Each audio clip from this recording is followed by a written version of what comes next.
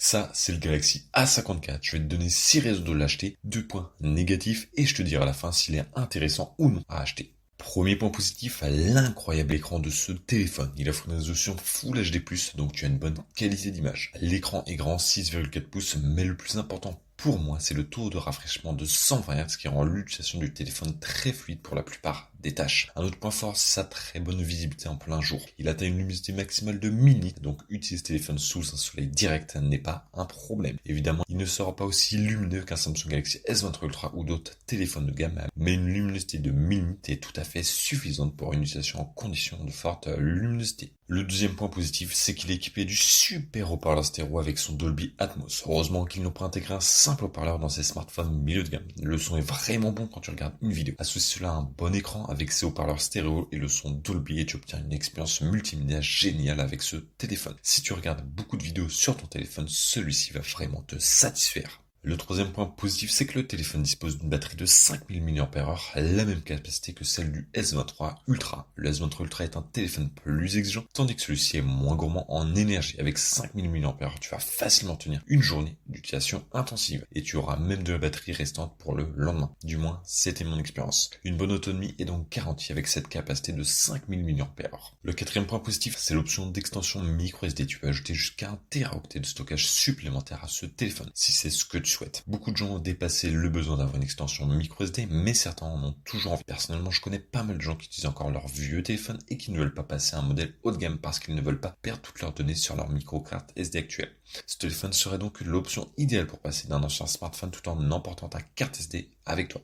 Pour certaines personnes pas assez à l'aise avec la technologie pour transférer toutes leurs données, elles veulent juste une solution simple et efficace. Avec ce téléphone, tu as cette expérience plug and play grâce à l'extension microSD. Encore une fois, tu peux ajouter jusqu'à 1 Teraoctet de stockage supplémentaire en plus des 128 ou 256 que tu as déjà. Passons au numéro 5. Avec ce téléphone, tu bénéficies de 5 ans de mise à jour de sécurité, ce qui est énorme. Pendant 5 ans, tu es couvert et on te promet également 4 mises à jour majeures du système d'exploitation. C'est fantastique, 5 ans de sécurité et 4 mises à jour de l'OS. Donc si ce téléphone démarre avec Android 13, tu es assuré d'avoir aussi les versions 14, 15 et 16, ce qui est super. Cela signifie que tu peux acheter ce téléphone pour le long terme. Voilà un vrai point fort. Pour le point numéro 6, le téléphone est résistance IP, donc il est protégé contre l'eau et la poussière. La certification de ce téléphone est juste un peu en dessous de celle d'un flagship. Il est certifié IP67 au lieu de IP68, mais ce n'est vraiment pas un problème. Voici ce que IP67 va t'apporter avec ce téléphone. Tu seras totalement protégé contre la poussière, donc pas de souci de poussière qui pénètre dans ton téléphone. Tu peux également immerger ce téléphone dans l'eau jusqu'à 30 minutes à profondeur maximale d'1 mètre sans qu'il soit endommagé. Bien sûr, personne ne va plonger son téléphone dans l'eau sans raison, mais si tu laisses tomber dans une flaque d'eau, évidemment, il vaut mieux avoir une coque, ou si tu es dehors par un jour de pluie à prendre des photos ou à utiliser ce téléphone, ou même à le laver, il sera parfaitement en sécurité. Il n'y a aucun dommage dû à l'eau. Voilà donc le 6e point, et ce sont les points forts et les avantages de ce téléphone. Bien sûr, il y a d'autres choses dont on pourrait parler, mais je vais me concentrer sur les meilleurs points forts. D'ailleurs, si tu veux obtenir une super offre sur le Galaxy A54, j'ai des liens d'affiliation avec les meilleures offres dans la description ci-dessous. Donc, si tu veux économiser de l'argent tout en soutenant la chaîne, passer par ces liens est une excellente idée. Maintenant, parlons des points négatifs. J'ai identifié 2 inconvénients sur ce téléphone. Le système de caméra ne m'impressionne pas. Dans l'ensemble, le système de caméra de ce téléphone est peu impressionnant. Laisse-moi expliquer rapidement de quoi je parle. Si tu sors prendre des photos en plein jour ou dans de bonnes conditions d'éclairage avec la caméra principale de 50 mégapixels, tu obtiendras de bons résultats, des photos nettes et agréable. Mais ensuite, tu as une caméra ultra grand angle de 12 mégapixels et une caméra macro. Et ces 2 caméras n'ont rien d'exceptionnel. C'est-à-dire qu'elles ne prennent pas de très bonnes photos. En plus, avec la caméra principale de 50 mégapixels, quand tu commences à prendre des photos en soirée ou la nuit, la qualité baisse et elle a vraiment du mal à prendre de bonnes photos dans ces conditions. J'aurais été satisfait si elle prenait de bonnes photos avec la caméra principale de 50 mégapixels, mais ce n'est pas vraiment le cas. La caméra principale prend de bonnes photos en plein jour, mais toutes les autres caméras ne sont pas géniales. Et aussi, la caméra principale prend des photos nocturnes décevantes où la qualité baisse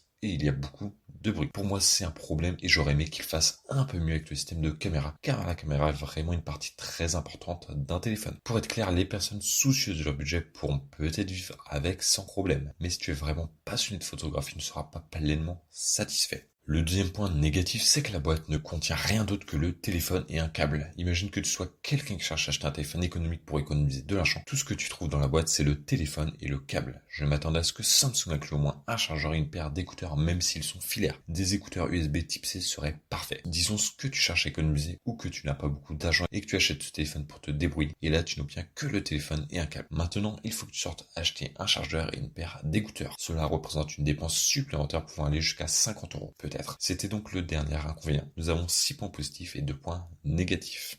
Globalement, le téléphone offre un très bon rapport qualité-prix et la plupart des gens vont être satisfaits. Mais je veux juste établir clairement tes attentes, tu saches à quoi t'attendre. Souviens-toi, il a un super écran, de très bons haut-parleurs, un calendrier solide de mise à jour, une excellente autonomie de batterie, l'option d'extension microSD et une résistance à l'eau. Voilà tous les points positifs. Ensuite, côté négatif, tu as un appareil photo qui laisse à désirer et rien d'autre dans la boîte que le téléphone et le câble. Peut-être que ces avantages et inconvénients peuvent au moins t'aider à prendre une décision d'achat. Souviens-toi, les inconvénients sont normaux quand le téléphone est à ce prix. Tu ne peux pas t'attendre à payer 330 euros et obtenir un smartphone parfait. Tu dois juste peser toutes les options et voir si la décision d'achat a du sens pour toi personnellement. Si cela t'a été utile, n'oublie pas, j'ai des liens d'affiliation avec les meilleurs offres dans la description ci-dessous. Passe une excellente journée, salut.